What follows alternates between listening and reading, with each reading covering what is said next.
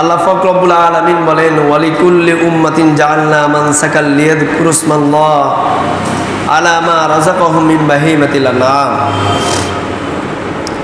আমি প্রত্যেক উম্মতের জন্য কোরবানির নিয়ম করে দিয়েছি, যাতে আল্লাহ তাআলা তাদেরকে যে চতুষ্পদ জন্তু দিয়েছেন তাতে তারা আল্লাহর নামে উচ্চারণ করে, জবে করে। কে বলতেছেন? আল্লাহ পাক রব্বুল আলামিন বলতেছেন, ওয়ালিকুল্লি উম্মাতিন জাআলনা মানসাকাল লিয়াযকুরু ইসমাল্লাহ আলা মা রাযাকাহুম মিন বাহিমাতিল আনআম। প্রত্যেকটা উম্মতের কথা আল্লাহ পাক রব্বুল আলামিন বলতেছেন, আমি প্রত্যেক উম্মতের জন্য কোরবান করার কি করে দিয়েছি? নিয়ম করে দিয়েছি। সুতরাং শুধু আমাদের জন্য নয়, যেরকমভাবে রমজান আসলেও আমরা শুনি কোরআনের মধ্যে আল্লাহ পাক রব্বুল আলামিন বলেছেন, ইয়া আইয়ুহাল্লাযীনা আমানু কুতিবা আলাইকুমুস সিয়াম কামা কুতিবা আলাল্লাযীনা মিন ক্বাবলিকুম লাআল্লাকুম তাত্তাকুন। অর্থাৎ রমজানের মাধ্যমে যে আমরা তাকওয়া অর্জন করব, এই রমজান এটা শুধু আমাদের জন্য দিয়েছেন এমন না, আমাদের পূর্ববর্তী লোকদের জন্য রোজা ছিল। এটা বলে আল্লাহ পাক রব্বুল আলামিন আমাদেরকে উৎসাহ প্রদান করতেছেন। কি করতেছেন? উৎসাহ প্রদান করতেছেন। তারাও করছে, সুতরাং তোমাদের করতে কষ্ট হওয়ার কথা না। যেমন কি হযরত আদম আলাইহিস সালামের যুগ থেকেই ছিল। হাবিল কাবিলের কথা আপনাদেরকে বললাম। এর মাঝে আল্লাহ পাক রব্বুল আলামিন কি বলতেছে? কাবিলিয়ত, ক্ষমতা, টাকা পয়সা, বড় গরু কোরবানি দিয়েছেন, কার থেকে কত বেশি দিয়েছেন, এগুলোর দিকে আল্লাহ পাক রব্বুল আলামিন চায় না। আল্লাহ পাক রব্বুল আলামিন বলেন, লা ইয়ানালাল্লাহু লুহুমুহা ওয়ালা দিমাউহা ওয়ালাকিন ইয়ানালুহুত তাকওয়া মিনকুম। আল্লাহ পাক রব্বুল আলামিনের কাছে কোরবানির পশু, কোরবানির প্রাণী যেটা আমরা জবাই করি, এটার রক্ত, মাংস, গোশত কোনো কিছুই আল্লাহর কাছে কি করে না? পৌঁছায় না। পৌঁছায় একমাত্র আমাদের তাকওয়া, আমাদের নিয়ত, আল্লাহকে রাজি খুশি করার জন্য বলতেছি না করতেছি, নাকি লোক দেখানোর জন্য করতেছি। লোক দেখানোর জন্য যদি হয়, কাবিলকে দিয়ে আল্লাহ পাক রব্বুল আলামিন যে শিক্ষা আমাদের জন্য দিয়েছেন, অনেক কিছু দেওয়ার পরেও সে অন্যায়ভাবে করছে, যার কারণে তার কোরবানি আল্লাহ পাকে কি করে নাই? কবুল করে নাই। ওইটা থেকে আমাদেরকে শিক্ষা অর্জন করতে হবে, নিয়তকে ফাঁকাফুক্ত করতে হবে। ইন্নামাল আমালু বিন্নিয়াত। প্রত্যেকটা কাজ ডিপেন্ড করে কিসের উপরে? নিয়তের উপরে। আপনি যদি নিয়তকে পরিষ্কার করতে না পারেন, আপনি যদি 10টা গরু কোরবানি দেন, তাহলে কি হবে না? কোনো লাভ হবে না। আপনার নিয়ত পরিষ্কার রেখে যদি আপনি ছোট একটা কি করেন, ছাগলও কোরবানি দেন আপনার সাধ্যের মধ্যে, আল্লাহ পাক রব্বুল আলামিন আপনার এই ছাগল কোরবানি দেওয়া এটাকে কি করবে? কবুল করে ফেলবে। আগেরকার যুগে যে সমস্ত জিনিস কি করা হতো? কোরবানি করা হতো, আল্লাহর নামে উৎসর্গ করা হতো, ওই সমস্ত জিনিসকে আল্লাহ পাক রব্বুল আলামিন কোরবানি কবুল হয়েছে না হয়েছে বোঝার জন্য জ্বালিয়ে দিতেন। কি করতেন? জ্বালিয়ে ফেলা হতো। যার কোরবানিগুলা কবুল করা হয়েছে তার জিনিসটা কি করা হয়তো? আসমান থেকে একটা আগুন এসে এটাকে জ্বালিয়ে ফেলা হতো, বোঝা যাইতো তার কোরবানিটা কি হয়েছে? কবুল হয়েছে। কোরবানি যেগুলা আল্লাহর রাস্তায় দিত, এগুলা খাওয়ার কোনো কি ছিল না? সিস্টেম ছিল না। কিন্তু মুহাম্মদুর রাসূলুল্লাহ সাল্লাল্লাহু আলাইহি ওয়াসাল্লাম এবং তার উম্মতদের জন্য আল্লাহ পাক রব্বুল আলামিন কত দয়ালু, কত মেহেরবানি। দেখেন, আমরা যে পশু পাখিগুলাকে, যে পশুগুলা, যে প্রাণীগুলা কি করে কোরবানি দিই, এই কোরবানির জন্তুর গোস্তগুলা খাওয়ার জন্য আমাদেরকে হালাল করে দিয়েছেন। সুবহানাল্লাহ। অন্যান্য উম্মতদেরকে, অন্যান্য নবীর উম্মতদেরকে এই যে কোরবানির জিনিসগুলা কোরবানির যে যন্ত্র ছিল এগুলা খাওয়ার জন্য ওইভাবে কি দেন নাই, অনুমতি দেন নাই।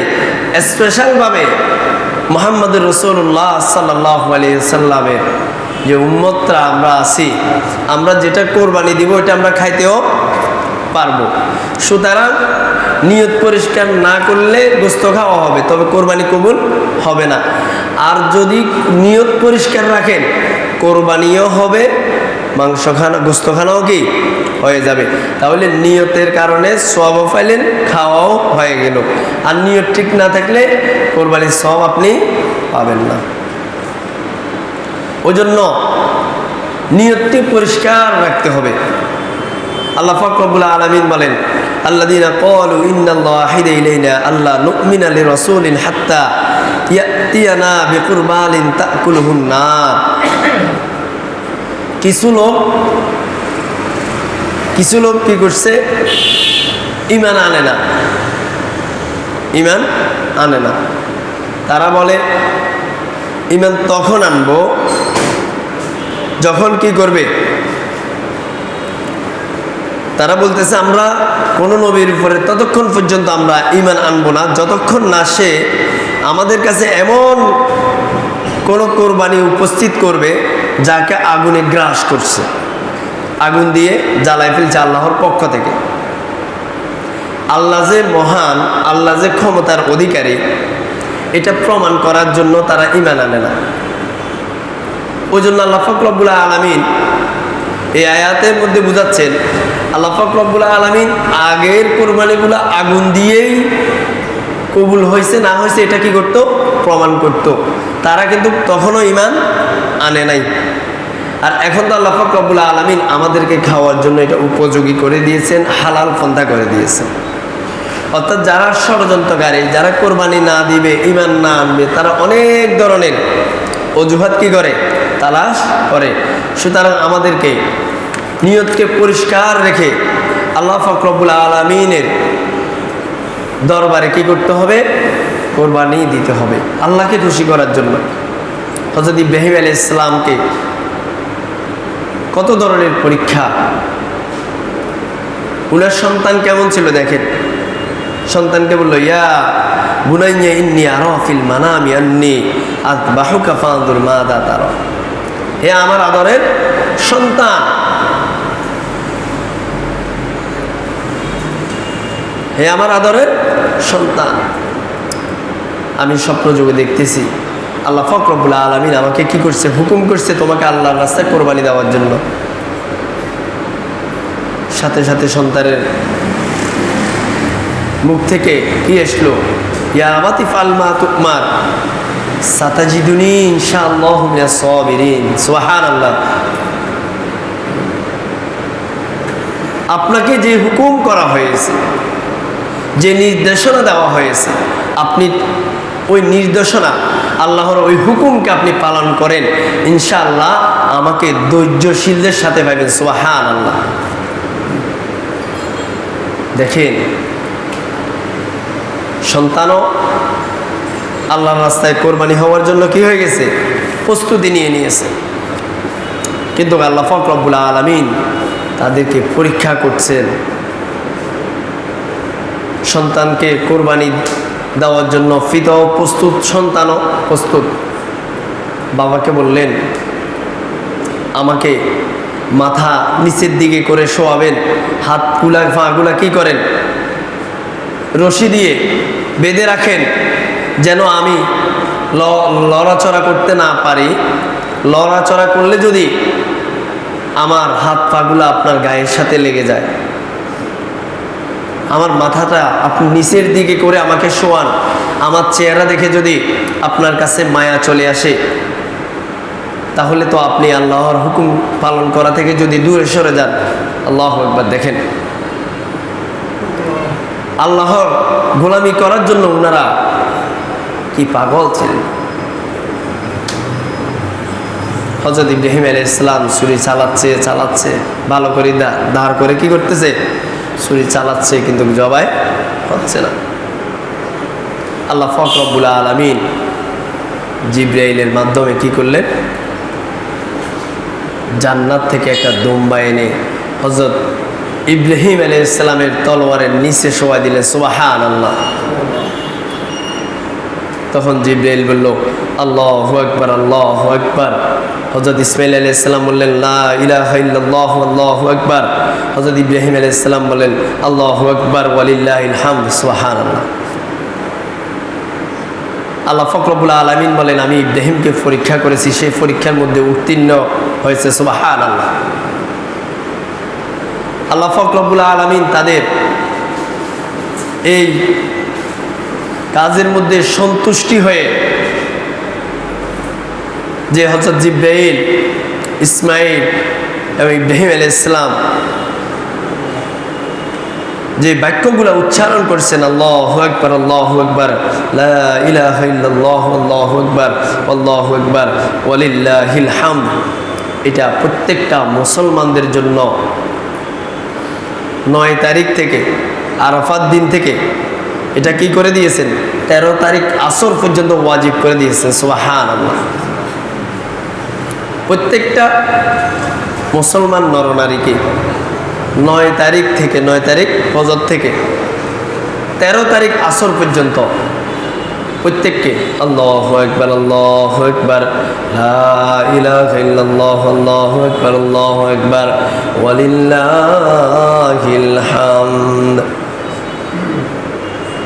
পুরুষদের জন্য উচ্চ স্বরে এটা পড়তে হবে, মহিলাদের জন্য নিম্ন আওয়াজে এটা পড়া ওয়াজিব, পড়তে হবে। এজন্য মুসলমান আমাদেরকে, আমরা অনেকেই কোরবানি দেওয়ার জন্য আমরা প্রস্তুতি নিয়েছি মানসিকভাবে। আমাদেরকে কি করতে হবে, নিয়তকে সর্বপ্রথম নাম্বার, নিয়তকে আমাদেরকে কি করতে হবে, পরিষ্কার করতে হবে। নিয়ত যদি পরিষ্কার রেখে, রাসূল করিম সাল্লাল্লাহু আলাইহি ওয়াসাল্লামকে প্রশ্ন করল সাহাবায়ে কেরামরা, ইয়া রাসূলুল্লাহ মা হাযিহিল আদহিয়া, ইয়া রাসূলুল্লাহ যে কোরবানি এটা কি? রাসূল করিম সাল্লাল্লাহু আলাইহি ওয়াসাল্লাম বলেন, সুন্নাতু আবিকুম ইব্রাহিম, বলতেছে এটা হযরত ইব্রাহিম আলাইহিস সালামের সুন্নাত। সুবহানাল্লাহ। তখন সাহাবায়ে কেরামরা জিজ্ঞেস করলো, ক্বালু ফামা লানা ফিহা ইয়া রাসূলুল্লাহ, ক্বালা বিকুল্লি শা'রাতিন হাসানা, ক্বালু ফাসুফ ইয়া রাসূলুল্লাহ, ক্বালা বিকুল্লি শা'রাতিন মিনাস সুফি হাসানা। রাসূল করিম সাল্লাল্লাহু আলাইহি ওয়াসাল্লাম বললেন, এটা হযরত ইব্রাহিম আলাইহিস সালামের কি সুন্নাত। তখন রাসূল করিম সাল্লাল্লাহু আলাইহি ওয়াসাল্লামকে সাহাবায়ে কেরামরা জিজ্ঞেস করলেন, এতে আমাদের জন্য কি সওয়াব রয়েছে, এতে আমাদের জন্য কি সওয়াব রয়েছে? রাসূল করিম সাল্লাল্লাহু আলাইহি ওয়াসাল্লাম বলেন, কোরবানির পশুর প্রত্যেকটা পশমের বদলতে, কোরবানির পশুর প্রত্যেকটা পশমের কি বদলতে আল্লাহ পাক রব্বুল আলামিন প্রত্যেকটা পশমের বদলতে আপনার আমলনামার মধ্যে সওয়াব দান করবে। সুবহানাল্লাহ। প্রত্যেকটা পশমের বদলতে, ওই জন্য বলেন ওই পশুটা আপনারা বাছাই করবেন যে পশুর মধ্যে পশম বেশি। সুবহানাল্লাহ। যে পশুর মধ্যে কি আছে, পশম বেশি আছে, ওই পশুটা তোমরা বাছাই করবা। কারণ প্রত্যেকটা পশুর পশমের বদলতে আল্লাহ পাক রব্বুল আলামিন আপনার আমলনামার মধ্যে সওয়াব দান করবে। সুবহানাল্লাহ। আর যদি নিয়ত পরিষ্কার থাকে, জবাই করতে দেরি, আল্লাহ পাক রব্বুল আলামিন আপনার কোরবানি কবুল করতে দেরি নাই, আপনার জিন্দেগির গুনাহগাতা মাফ করে দেবে। সুবহানাল্লাহ। ওই জন্য জিলহজ মাস এই যে 2-4 দিন পরে শুরু হয়ে যাবে। আজকে জিলকদ মাসের 26 তারিখ। রাসূল করিম সাল্লাল্লাহু আলাইহি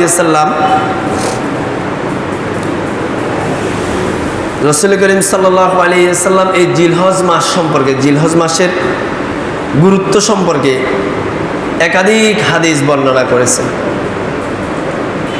রাসূল করিম সাল্লাল্লাহু আলাইহি ওয়াসাল্লাম বলেন, তোমরা যারা কোরবানির জন্য নিয়ত করেছো, যারা কোরবানির জন্য কি করেছো, নিয়ত করেছো, তোমরা জিলহজ মাসে চাঁদ উদিত হওয়ার আগে তোমাদের হাত পায়ের যে নখগুলা আছে, তোমরা যে পশমগুলা তোমরা কি করো, কর্তন করো, কাটো, এগুলা চাঁদ উদিত হওয়ার আগেই পরিষ্কার করে ফেলবা। জিলহজ মাসে চাঁদ উদিত হওয়ার আগে। আমরা তো দেখা যায় যে কি ঈদের আগের দিনও সেলুন দোকানে বেট ঈদের প্রস্তুতি নিচ্ছি, 10 দিন আগে যদি আপনি নেন তাহলে আল্লাহ পাক রব্বুল আলামিন কোরবানির সওয়াব দান করবে। সুবহানাল্লাহ।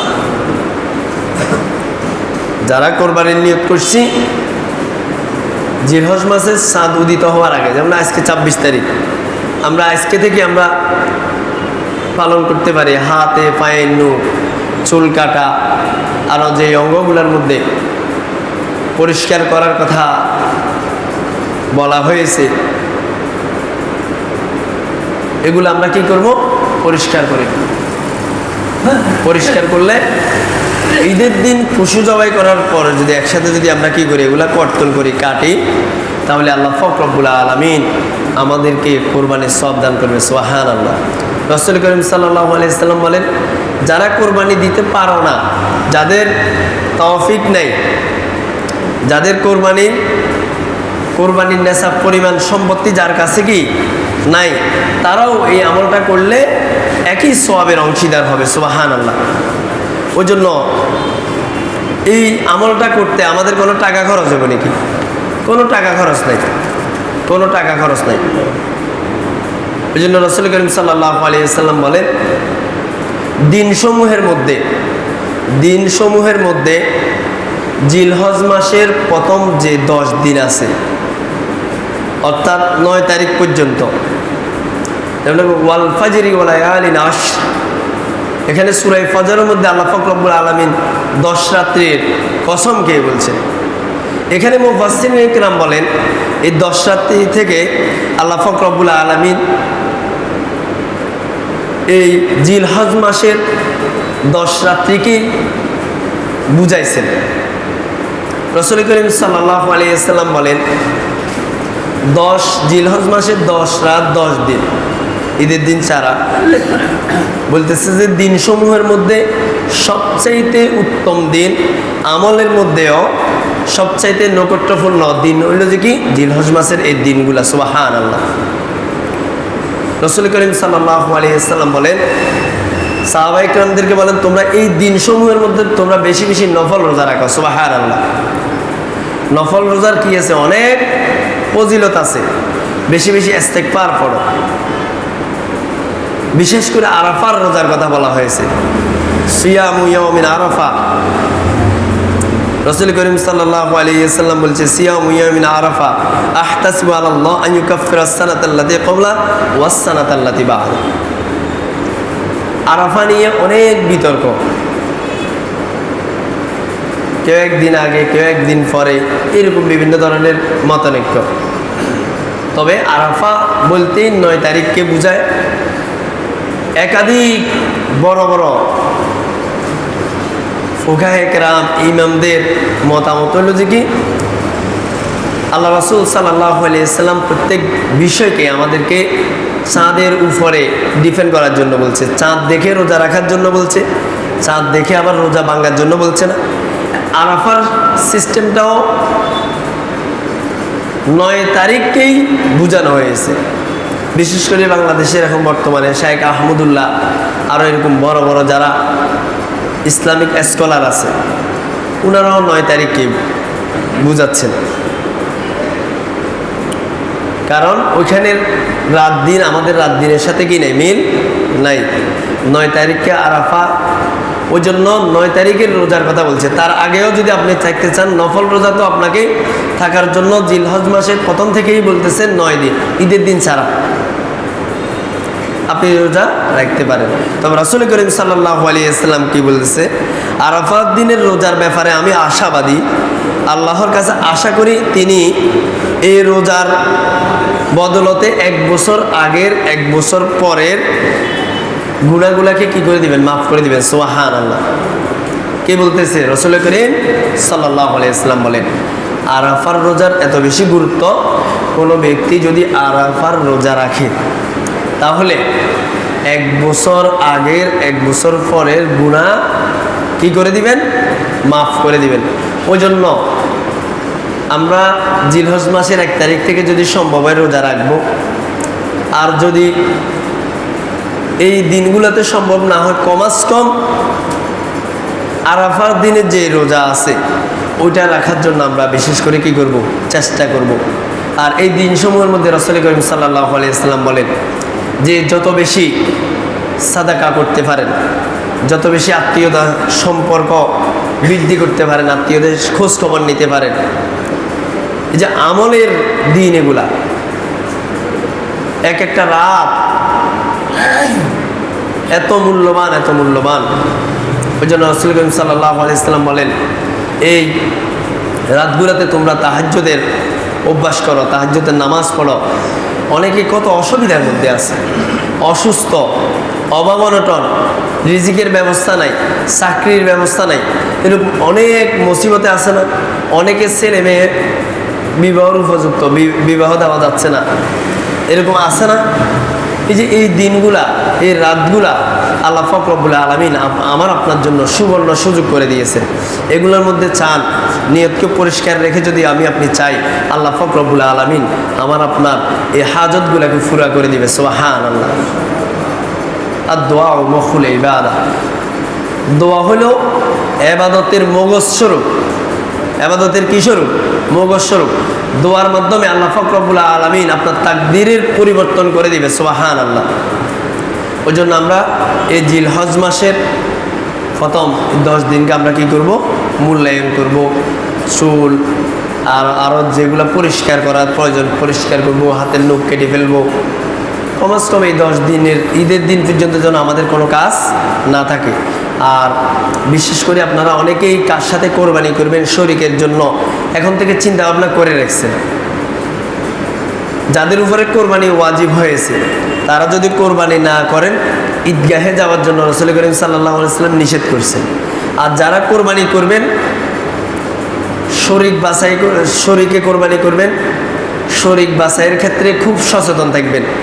আপনি হালাল ইনকাম করছেন, আপনার শরীক যেটা সে হারাম ইনকাম করে, তাহলে আপনার কোরবানির মধ্যে সমস্যা হয়ে যাবে। 7 জনে কোরবানি করতেছেন, একজনের নিয়তের মধ্যে সমস্যা, কোরবানির সমস্যা হয়ে যাবে।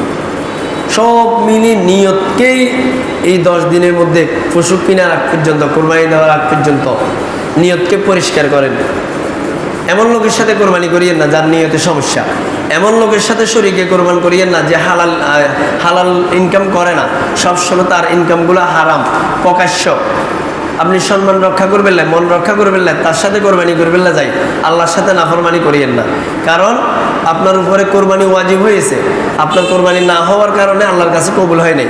তো যে কোরবানি দেয় নাই তাকে তো ঈদগাহে আসার জন্য নিষেধ করছে। খুব সূক্ষ্মভাবে এগুলো চিন্তা করবেন।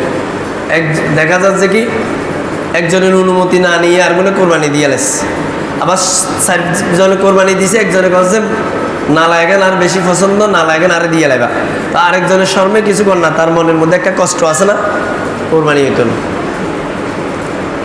ভালো করে মেপে বন্টন, খুব সূক্ষ্মভাবে এগুলো বন্টন করতে হবে।